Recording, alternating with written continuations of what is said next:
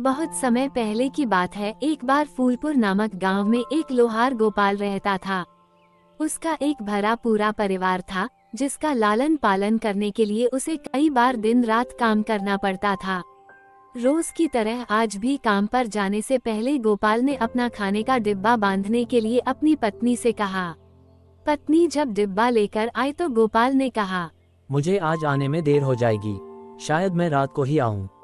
इतना कहकर गोपाल अपने काम पर निकल गया और पत्नी अपने घर के कामों में व्यस्त हो गई। काम पर जाने का रास्ता एक जंगल से होकर गुजरता था।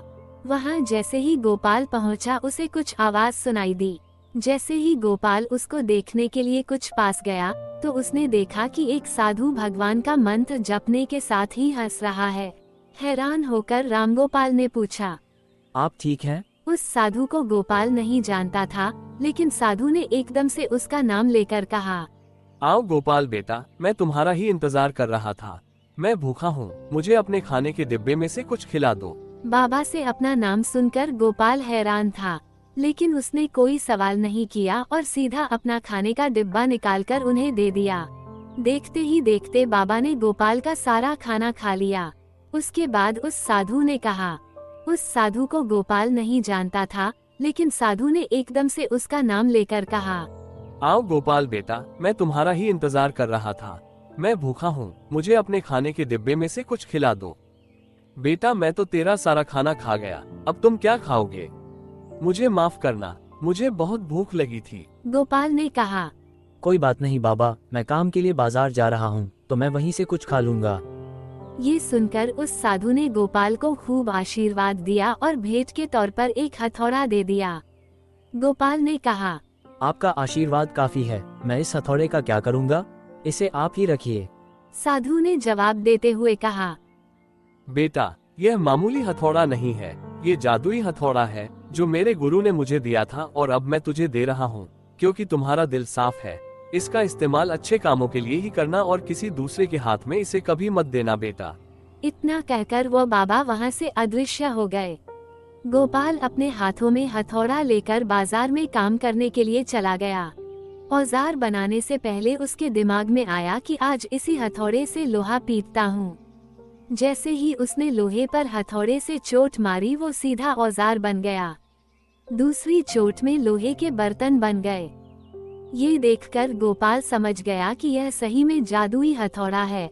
वो जो बनाने की सोच के साथ लोहे पर चोट मारता, लोहा सीधा वही बन जाता। जादुई हथौड़े की वजह से रामगोपाल का काम जल्दी खत्म हो गया और वो अपने साथ ही उस जादुई हथौड़े को घर ले गया।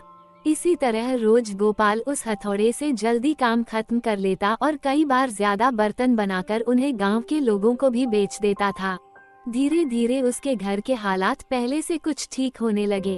एक दिन उसी गांव का मुखिया उसके घर आया और आश्चर्य से बोला, हम गांव वालों को शहर जाने में बहुत ज्यादा समय लगता है। क्या तुम अपने हथौड़े से गांव और शहर के बीच आने वाला एक पहाड़ तोड़ने में मदद करोगे? इससे बीच में एक सड़क बना लेंगे और गांव से शहर का सफर आसान और छोटा हो जाएगा। मुखिया की बात सुनकर गोपाल ने उस जादुई हथौड़े से उस पहाड़ को तोड़ दिया।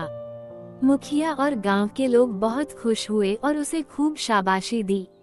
पहाड़ तोड़ने के बाद घर लौटते समय गोपाल के मन में हुआ कि इस जादुई हथौड़े से मेरा काम जल्दी हो जाता है, लेकिन कुछ ज्यादा फायदा तो हो नहीं रहा है। इसी सोच में डूबे हुए गोपाल घर जाने की जगह दुखी होकर जंगल की तरफ चला गया। इसका उपयोग सिर्फ औजार और बर्तन बनाने व पहाड़ तोड़ने तक सीमित नहीं है। इससे तुम अपने मन का कुछ भी बनवा सकते हो और किसी भी कठिन चीज को आसानी से तोड़ सकते हो। गोपाल ने अच्छे से साधु बाबा से उस जादुई हथौड़े को इस्तेमाल करने का सही तरीका सीखा। उसके बाद गोपाल ने बहुत धन कमाया। अब गोपाल एक अमीर आदमी बन गया है। अब गोपाल को किसी वस्तु की भी जरूरत महसूस होती है तो वो उस जादुई हथौड़े का इस्तेमाल कर लेता है। इस तरह गोपाल का पूरा परिवार खुशी खुशी रहने लगा।